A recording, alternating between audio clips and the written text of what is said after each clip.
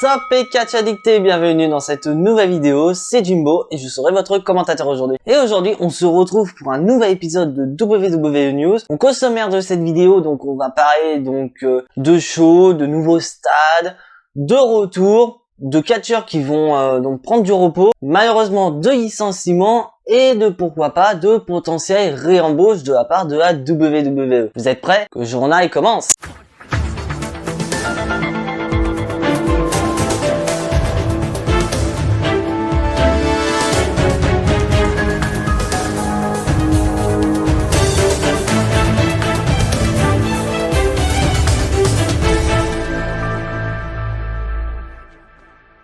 Donc là, on va commencer donc par le Thunderdome. Donc comme vous le savez, depuis un bon moment, la WWE a déménagé donc du Performance Center au Thunderdome. Bon, pour moi personnellement, que je trouve que c'est beaucoup mieux. Mais comme vous le savez, donc le contrat qu'a la WWE avec Huawei Center va finir par arriver à son terme. En effet, la WWE a jusqu'au 4 décembre pour déménager. La raison est toute simple, c'est que Huawei Center accueille des matchs donc de NBA et que la saison de cette dernière va bientôt reprendre. Donc au final, la WWE a commencé à chercher donc une alternative au Huawei Center. Et donc la WWE aurait trouvé donc son alternative. Donc il s'agit de ce dôme juste ici, donc qui est toujours situé en Floride. Et donc la WWE donc a anticipé le choc parce que là, comme vous le voyez, c'est un dôme qui accueille des matchs donc de baseball. Et donc la WWE nous réserve probablement des petites surprises. Parce qu'en effet, il y a, dans le contrat du Huawei Center, la WWE n'avait pas le droit d'accueillir des fans. Et donc là, la WWE aurait choisi donc ce dôme et serait en négociation donc avec les responsables du dôme pour potentiellement, pourquoi pas, accueillir des fans. Donc pour information, ce dôme peut accueillir jusqu'à 42 000 personnes complètes. Donc on est sûr que voilà, en cette période de pandémie, la WWE ne va certainement pas accueillir 42 000 personnes. Mais pourquoi pas accueillir voilà un minimum de fans. Et donc d'après ce qu'on sait, le contrat donc avec ce dôme arriverait donc à expiration au niveau du mois de février.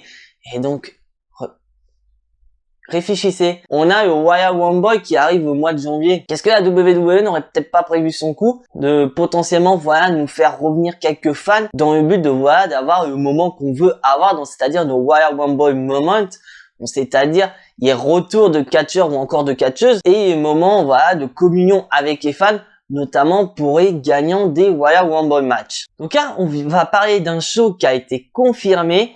Il s'agit donc du show Tribune to the Troops. Donc en gros, qu'est-ce que c'est? En gros, c'est un show que WWE fait une fois par an pour rendre hommage donc aux soldats américains. Donc le principe est tout simple, c'est que généralement WWE vont dans des bases américaines et vont faire donc un show voilà de catch et donc les fans qui sont aux abords du ring sont tout simplement des membres de l'armée américaine. Et donc la WWE a confirmé que cette année il y aura cette édition là qui se tiendra donc le dimanche 6 décembre sur la chaîne Fox. Mais vous vous demandez comment va faire la WWE sachant qu'on est en période de pandémie et qu'au Thunderdome, on n'a pas le droit d'avoir des fans.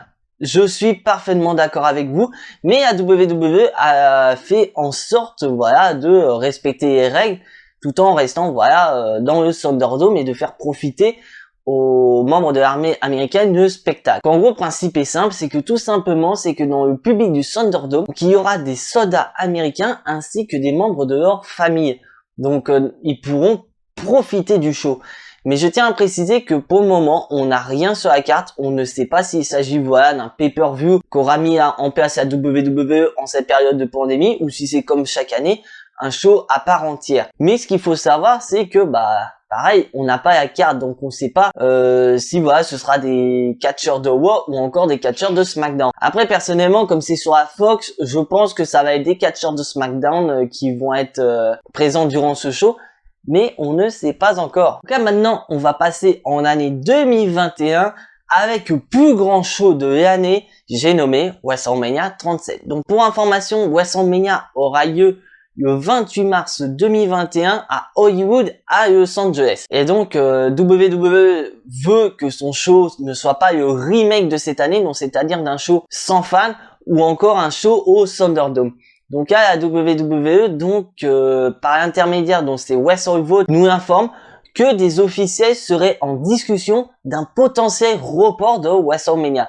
Donc rassurez-vous, ce n'est pas un report assez long. Ce serait donc, comme j'ai dit, le show serait le 28 mars 2021. Donc on aurait des dates soit le 11 ou le 18 avril 2021. Et donc pourquoi la WWE a décidé donc de prévoir ces potentiels reports de WrestleMania? C'est parce que tout simplement WrestleVote nous indique que l'objectif principal de la WWE pour ce WrestleMania, c'est d'accueillir des fans. Et d'un côté, moi, je suis parfaitement d'accord avec eux parce que voilà, WrestleMania, c'est quand même un show magique avec voilà des légendes qui se construisent, comme dit Hulk Hogan, des mortels qui deviennent des immortels. Donc malheureusement, on a eu l'expérience avec ce WrestleMania de cette année. Bien qu'on avait des matchs qui étaient très bons, notamment le main event de la deuxième journée entre Brock Lesnar et Drew McIntyre, le problème c'est du fait qu'on n'avait pas de fans. Malheureusement Drew McIntyre n'a pas eu ce qu'il aurait dû avoir, donc c'est-à-dire son moment de gloire, son moment de communion avec les fans. D'où le fait qu'il a été obligé de tendre la main à la caméra pour se dire qui est avec les fans. Donc moi je suis assez curieux de voir ça, mais c'est vrai que pour moi personnellement, il faut un WrestleMania avec des fans. Et donc là, on va parler donc de cases retour et on va commencer par Maryse. Donc comme vous le savez, Maryse est la femme de The Miz et que The Miz cette semaine a fait la promotion de leur show The Miz et The Mrs. Mais Maryse, lors d'un podcast dont c'est Sam Roberts qui avait invité, a expliqué que elle n'est pas contre un retour à la WWE, peu importe son rôle, mais il suffit de la belle opportunité. Donc voici ce qu'elle dit durant ce podcast. Je vais me dire que j'ai des enfants, j'ai une famille, mais aussi que quand je deviens excité pour quelque chose, c'est quelque chose qui occupe mes pensées et qui m'occupe. Et mon mari est Mr. Money in the Bank. WrestleMania pourrait avoir lieu à Los Angeles. On commence à ajouter tous ces éléments. Aussi le fait que j'aime la WWE. J'aime tout à propos de la WWE. Ça a été ma famille depuis si longtemps. Je ne pense pas que je serai pas avec eux d'une façon ou d'une autre. Je reviens toujours. Je suis revenu à SmackDown. Je venais d'accoucher il y a 5 mois et j'ai affronté Brie Bella dans le main event de SmackDown. Si vous m'aviez dit ça pendant que j'étais enceinte, j'aurais commencé à rire. C'est difficile de dire jamais, on verra. Donc on voit vraiment que Maryse veut potentiellement revenir à la WWE et ce peu importe son rôle, parce que comme vous savez, Maryse a fait son retour il y a de ça quelques années au lendemain de WrestleMania 32 pour permettre à son mari de battre Zack Ryder pour devenir champion intercontinental. Et pendant tout ce temps, Maryse était accompagnée The Miz lors de ces différents combats. Et après, petit à petit, comme a été dit dans le podcast, Maryse a fait quelques matchs, notamment contre Brie Bella. Et donc, pourquoi pas Maryse qui reviendrait donc aux côtés de son mari, sachant comme elle explique, The Miz et Mr. Money in the Bank, donc peut-être pourquoi pas Maryse qui vient distraire l'attention du champion de la WWE. Donc on peut pas dire ce sera qui, ça peut être aussi bien Drew McIntyre, ça peut être aussi bien Randy Orton, et donc permettre à son mari de devenir champion de la WWE, et pendant tout le règne de The Miz, Maryse qui sera aux côtés de The Miz, et qui aidera ce dernier à conserver son titre de la WWE. Ça peut être une idée. Et donc là, en retour, on va continuer cette case de retour avec les Bea Twins. En effet, lors d'une interview aux États-Unis, les Bea Twins, notamment Brie Bella, a expliqué donc qu'elles sont parties, mais qu'au final, malheureusement, un titre attire leur attention. Il s'agit ni plus ni moins que les titres par équipe de la WWE. Parce que comme vous le savez, les Bea Twins ont arrêté d'apparaître dans le ring en 2018 et donc le titre de championne par équipe de la WWE a été intronisé en 2019 lors d'Elimination Chamber. Bien sûr, match qui a été remporté par Bayley et Sasha Banks. Et donc Nikki et Brie Bella ont avoué que si elles devaient revenir à la WWE, ce serait pour une chose, ce serait pour affronter les championnes par équipe de la WWE et gagner les titres. Moi, l'idée semble assez correcte. On voit vraiment que les Bea Twins, elles veulent plus être en solo. D'ailleurs, elles ont pu en approuver en solo. Nikki et Brie Bella ont été championnes des divas, notamment Nikki qui a eu un règne légendaire, d'ailleurs qui est quand même resté pendant un bon moment le plus long règne de l'histoire de la WWE en battant celui des JI. Donc on peut supposer que voilà, faut reconnaître les Bea Twins à leur juste valeur et pourquoi pas devenir championne par équipe. Et pour information, les Bea Twins devaient être intronisés au Hall of Fame de cette année avec de nombreuses légendes, notamment Batista ou encore la NWO, mais malheureusement, tout s'est pas passé comme prévu. Donc là maintenant, on va parler d'un catcheur qui est ni plus ni moins que Messiah Seth Rollins. Donc, comme vous le savez, Becky Lynch est absente depuis le mois de mai, donc le lendemain de Money in the Bank, où elle nous a annoncé sa grossesse. Et comme vous le savez, le compagnon de Becky Lynch n'est ni plus ni moins que Seth Rollins. Et on a vu sur les réseaux sociaux que Becky Lynch devrait accoucher à la fin de cette année. Et donc au final, on suppose, on est sûr même à 100% que la WWE va laisser Seth Rollins s'éloigner des rings dans le but de profiter donc de la fin de grossesse et de la naissance de leur enfant. Donc apparemment, Seth Rollins devrait s'absenter après les Survivor Series. Donc maintenant, reste à savoir comment la WWE va faire en sorte d'éloigner Seth Rollins des rings au niveau de la storyline. Parce que comme vous le savez, Seth Rollins est en rivalité avec la famille Mysterio et Murphy qui gravitent autour de lui. Donc comment la WWE va procéder pour l'éloigner des rings? Parce que comme vous le savez, Seth Rollins fait partie de l'équipe de SmackDown pour le traditionnel 5 contre 5 au Survivor Series. Donc pour moi, je verrais peut-être pourquoi pas la famille Mysterio qui viennent détruire Seth Rollins pendant le match, ou tout simplement Murphy, et au final la WWE vous vendrait une blessure de Seth Rollins, ce qui justifierait donc l'absence de ce dernier pendant un moment.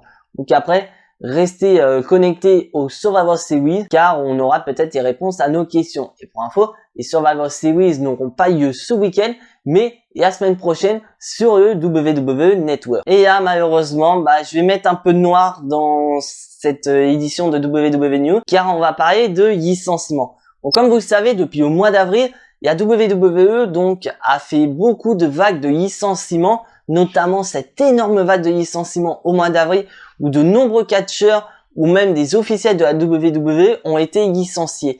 Et donc là, on a appris il y a de ça un bon moment déjà que la WWE a licencié 10 à voire 15 personnes des employés à la WWE. Donc pas beaucoup de noms ont fuité, mais notamment un nom a attiré l'attention de beaucoup de gens. Il s'agit de Tony Schiavone. Donc qui est Tony Schiavone? C'est que tout simplement Tony Schiavone est un annonceur de la WWE qui est présent depuis 1991. Donc imaginez, ça faisait 29 ans qu'il était à la WWE, je le sais parce que je suis de 91. Mais c'est notamment un annonceur du côté de SmackDown. Et c'est notamment lui qui faisait donc l'annonce de Edge quand il arrivait dans le ring avec son légendaire The Rated-R Superstar. Donc je vous laisse voir sur YouTube, taper Tommy Schiavone Edge et vous allez voir une compilation des annonces de Tommy Schiavone pour la superstar que c'est Edge. Donc on ne sait pas vraiment si quels sont les autres membres des officiels de la WWE qui ont été licenciés. Donc on sait peut-être pas, on sait pas si tout simplement on aura des noms qui vont fuiter ou si malheureusement la vague de licenciement va continuer et peut-être attaquer les catcheurs. Et donc en parlant de catcheurs virés, donc comme je vous ai dit au mois d'avril, on a eu beaucoup de catcheurs qui ont été virés de la WWE et donc ces derniers donc ont suggéré de reprendre les catcheurs qui ont été virés lors du mois d'avril. Mais comme vous le savez, parmi cette liste de licenciements, il y a beaucoup de catcheurs qui ont réussi à signer dans d'autres fédérations, notamment il y a AEW avec Rusev ou encore Zack Ryder. Mais il y a aussi donc il y a Impact Wrestling, notamment donc avec Good Brother, Gallows et Anderson, avec EC3, avec EC3 ou encore Eric Young. Mais la WWE serait rentré en contact avec un catcheur et ce catcheur n'est nul autre que No Way Jose. Donc la WWE souhaite récupérer No Way Jose. Et comme du fait que No Way Jose est un catcheur apprécié en backstage par les catcheurs de Raw et de NXT, No Way Jose pourrait potentiellement revenir d'ici les semaines ou les mois à venir. Moi personnellement, je trouve cette idée complètement débile. Parce que si vous suivez, il y a carrière de No Way Jose à la WWE, bah il est pas fameux. Parce que déjà du côté de NXT, il a pas remporté de titre. Et du côté de Raw, bah, il est plus présenté comme un jobber qu'autre chose. À quel point que l'année dernière, c'est quand même lui qui a eu donc tant de présence plus court au Royal Rumble en restant que 2 secondes. Donc pour moi, je vois pas l'intérêt de faire venir un catcheur qui était déjà jobber quand tu lui avais avant son licenciement, et qu'au final tu risques de réintégrer, et du fait qu'il risque d'atteindre la case jobber, et qu'est-ce que tu vas lui faire? Aller te choper le titre 24/7 de R-Truth? Parce que pour moi personnellement, tout le 24/7 est réservé aux jobbers. Mais à part ça, je ne vois pas pourquoi la WWE réintégrait No Way Jose. Donc voilà, cet épisode de WWE News est officiellement terminé. Si tu n'es pas abonné à la chaîne, je t'invite à t'y abonner, à activer la petite cloche pour être notifié des prochaines vidéos, et surtout, lâche un maximum de pouces bleus qui fait plaisir à la chaîne. On se retrouve demain pour un nouvel épisode du SmackDown Review. Mais en attendant, soyez tous très fiers d'être des catch addicts. Et donc à suite au prochain épisode. C'était Jimbo, je vous fais des bisous et à la prochaine.